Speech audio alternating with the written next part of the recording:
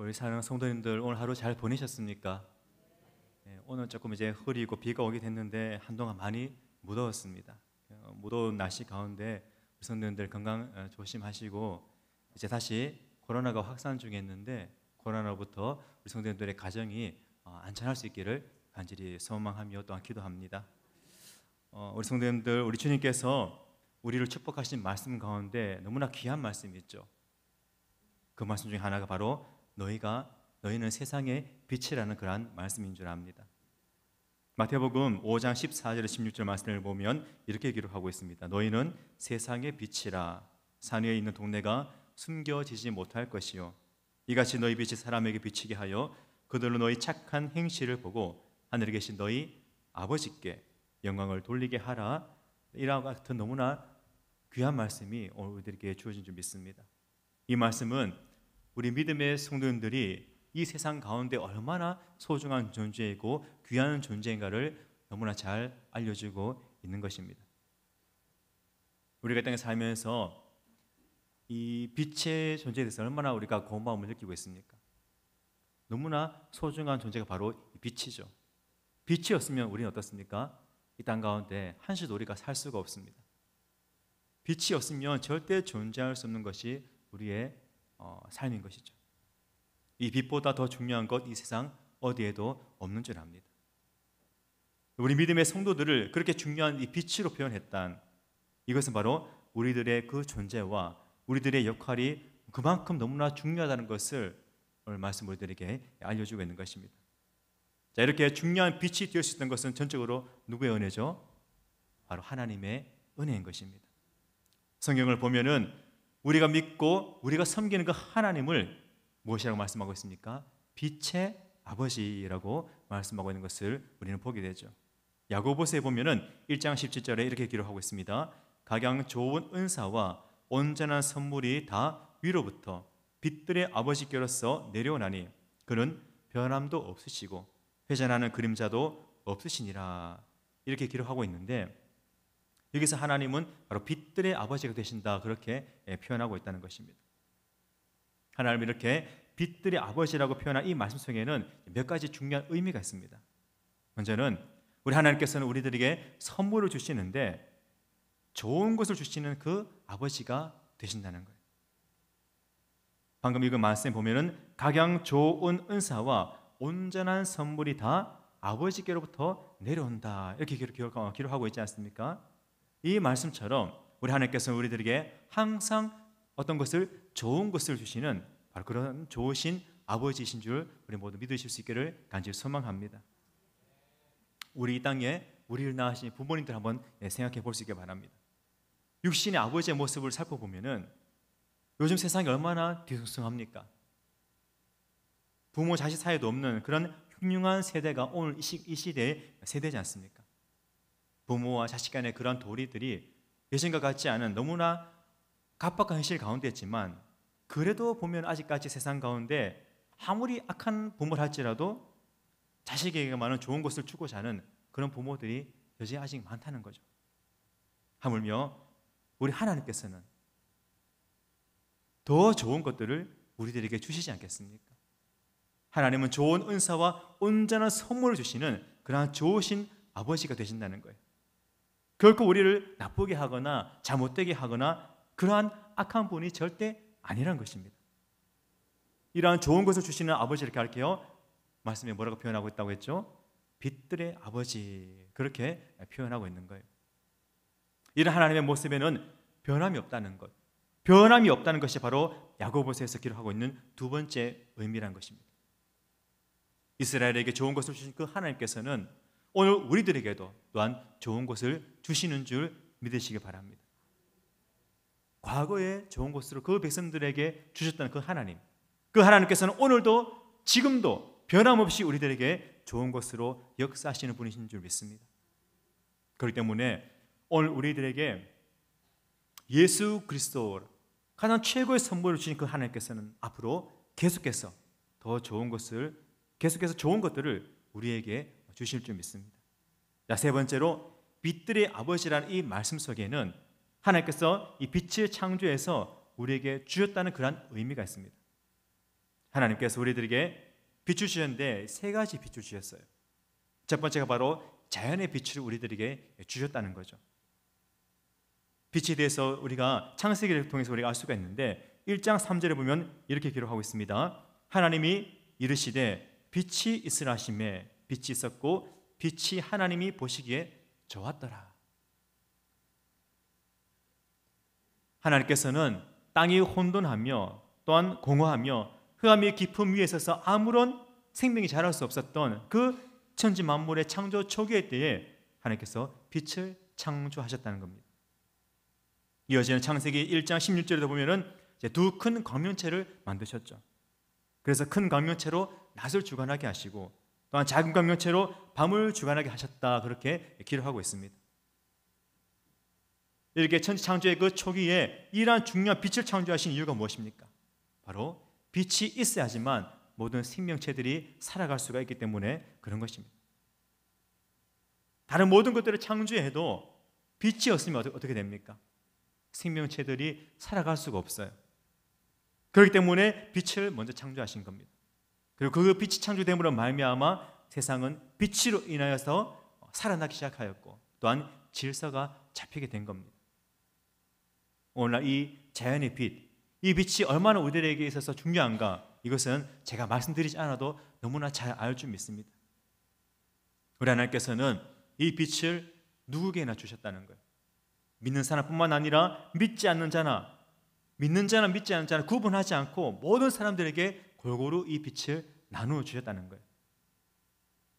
그렇기 때문에 오늘 우리는 이것을 바로 가르쳐서 하나님의 일반적인 은혜라고 우리는 표현하고 있는 겁니다. 두 번째, 하나님께서는 빛 대신 예수님을 우리들에게 보내주신 줄 믿습니다. 오늘 본문 4절에 보면은 그리스도의 영광의 광채라는 그러한 말씀이 나오죠. 이 말은 예수 그리스도 안에 있는 그 복음의 빛을 말하는 겁니다. 오늘 우리들이 살고 있는 세상을 한번 바라보시기 바랍니다. 우리들이 살아가는 세상은 어떻습니까? 이 세상은 하나님께서 창조하신 그 빛으로 말미암아 살아나고 있지만은 이 육신의 세계는 어떻습니까? 영적인 어둠으로 말미암아 점차 멸망할 수밖에 없는 거예요. 사람들은 빛을 싫어하는 그런 생활을 하고 있습니다. 어두운 생활을 좋아하고 있다는 거예요. 그런 말미암아 어둠의 자식이 되어질 수밖에 없게 된 것입니다. 또한 하나님의 그 진리를 인간은 거짓 것으로 바꾸어서 피조물을 조물주보다 더 경배하게 되었고, 또한 성기뿐만 아니라 마음대로 그 정욕대로 온갖 더러움에 빠져 살아가고 있는 것이 오늘날 우리들의 모습이라는 것입니다. 그 영적인 어두움 가운데 우리 인간을 구원하시기 위해서 우리 하나님께서는 빛 대신 예수 그리스도를 이 땅 가운데 보내주셨다는 것입니다. 그렇기 때문에 사도 요한은 예수 그리스도를 가리켜서 참빛 곧 세상에 와서 각 사람에게 비치는 빛, 그렇게 말씀하고 있습니다. 그 빛을 영접하는 자 곧 그 이름을 믿는 자들에게는 하나님의 자녀가 되는 권세를 주셨다, 그렇게 기록하고 있는 거예요. 그러므로 오늘 이 자리에 함께한 우리 성도님들께서는 이 세상의 어둠을 비추시는 참 빛이 되시는 그 예수 그리스도를 믿을 때에 어둠에서 벗어나고 또한 새로운 삶을 살아가게 되는 줄을 믿을 수 있기를 간절히 소망합니다. 세 번째로, 예수 그리스도의 얼굴에 있는 하나님의 영광을 아는 빛을 우리 마음에 비춰주셨다는 거예요. 6절에 보면 이렇게 기록하고 있습니다. 어두운 데에 빛이 비치라 말씀하셨던 그 하나님께서 예수 그리스도의 얼굴에 있는 하나님의 영광을 아는 빛을 우리 마음에 비추셨느니라. 이 하나님의 영광을 아는 빛을 우리 마음에 비추셨다, 이 말은 우리가 예수 그리스도를 믿고 구원을 받게 된 것, 이것이 바로 전적인 하나님의 은혜라는 것입니다. 하나님께서 예수 그리스도를 아는 그 빛을 우리 마음에 비춰주셨기 때문에 우리가 예수님을 믿게 된 것이고 또한 구원을 받아 빛의 아들이 된 것이지, 내가 임의로 예수님을 믿고 싶어서 믿는 것이 아니라는 거예요. 사도 바울이 예수님을 믿기 전에는 그는 어떤 자였습니까? 사울이라는 이름을 갖고 예수를 핍박하던 그러한 자였습니다. 예수 믿는 자들을 어떻게든 찾아서 그들을 감옥에 가두고 또한 심지어 그들을 죽이기까지 하는, 어떻게 해서든 예수를 믿지 못하도록 그 일에 앞장섰던 사람이 바로 이 사울이라는 인물이었던 것입니다. 그런 사울이 스스로 예수를 믿고 싶은 마음 아마 없었을 거예요. 그런데 하나님께서 어떻게 하십니까? 그 가운데 예수 그리스도의 그 빛을 사울에게 비추셨죠. 그 빛을 사울에게 비추셨을 때에 그렇게 살교가 가득했던 바울이 어떻게 됩니까? 예수를 믿지 않을 수가 없게 되었던 겁니다. 이처럼 아무리 예수를 배척하고 예수를 반대했던 사람이라 할지라도 하나님의 그 은혜의 빛을 받게 되면은 모두가 회개하고 예수를 믿게 될 줄로 압니다. 오늘 우리가 예수 믿고 하나님의 자녀가 된 것, 바로 이러한 빛을 우리 가운데 비추신 하나님의 그 은혜가 있었기 때문에 오늘 우리는 잊지 말고 기억해야만 할 겁니다. 예수 그리스도의 그 얼굴에 있는 하나님의 영광을 아는 그 빛, 이 빛을 비추어 주셨기 때문에 우리가 예수를 믿고 오늘 이 자리에 이렇게 함께해서 우리가 하나님을 경배하며 찬양할 수가 있는 겁니다. 그러므로 혹시나 여러분들의 가정 가운데 아직까지 주님을 알지 못하고 방황하고 있는 가족들이 있다면은, 그들로 인하여서 기도하며 눈물로 기도하며 염려하는 성도님들이 있다면은, 이런 하나님의 그 은혜가 있음을 우리가 잊지 말고 절대 실망하거나 포기하지 마시고 불신자 가족들을 위해서 기도의 끈을 놓지 마시기를 간절히 소망합니다. 성령 하나님께서 예수 그리스도의 그 빛을 그 마음에 비춰주기만 하신다면은 깜빡했던 저들의 그 심령이 어느 한순간 녹아내릴 것이고 예수를 믿고 구원받게 될 줄로 믿습니다. 사울 같은 사람들도 변화시켜서 주셨다면은 하물며 우리 가족들을 믿게 하는 것, 그것이 그렇게 어렵겠습니까? 그러므로 포기하지 마시고 믿음으로 선포하시면서 기도할 수 있기를 간절히 소망합니다. 우리 성도님들, 우리가 믿는 하나님께서 빛들의 아버지가 되신다면은 하나님의 자녀들 우리 또한 마땅히 빛의 아들이 되어야 하는 줄 믿습니다. 우리 아버지가 빛이 되시는데 우리가 여전히 어둠에 머물러 있어서는 안 되는 겁니다. 아버지가 예수 그리스도의 얼굴에 있는 그 하나님의 영광을 아는 빛을 우리 마음에 비춰주셨다면은 우리가 어둠에 거하는 어둠의 자식들로 남아있어서는 안 된다는 거죠. 자식된 우리들은 누구를 따라야 됩니까? 아버지를 따라서 빛이 되어야 하는 것이고 빛의 삶으로 살아가야 되는 것이고 빛을 비추는 그러한 생활을 오늘 우리는 해야 한다는 것입니다. 그래서 에베소서 5장 8절에 보면은 바울이 이렇게 말씀하고 있죠. 너희가 전에는 어둠이더니 이제는 주 안에서 빛이라 빛의 자녀들처럼 행하라, 이렇게 말씀하고 있는 거예요. 그렇다면 우리가 어떻게 이와 같이 빛의 자녀들처럼 살아갈 수가 있겠습니까? 빛의 자녀들 같이 살아가라는 것, 이것은 마태복음 5장의 말씀을 보면은 빛을 비추는 생활을 하라는 그러한 의미인 줄 압니다. 이같이 너희 빛이 사람 앞에 비치게 하여, 이같이 너희 빛이 사람 앞에 비치게 하여, 이 말씀처럼 우리가 빛을 비추는 삶을 살아야 한다는 것입니다. 빛을 비추는 데 의미가 있는 거죠. 비춰지지 않는 빛은 아무런 의미가 없는 겁니다. 그런 의미에서 이 빛이 비춰지기 위해서는 먼저 계속적으로 우리가 빛을 받아야 합니다. 우리가 아는 것처럼 달은 어떻습니까? 스스로 빛을 낼 수 있는 그러한 별이 아니죠. 행성 중에서 스스로 빛을 내는 것 태양밖에 없습니다. 이 달이 빛을 내는 것 뭐 때문에 그렇죠? 태양으로부터 빛을 받아서 그 빛을 반사하기 때문에 달이 빛이 나는 겁니다. 달이 스스로는 빛을 낼 수 없어요.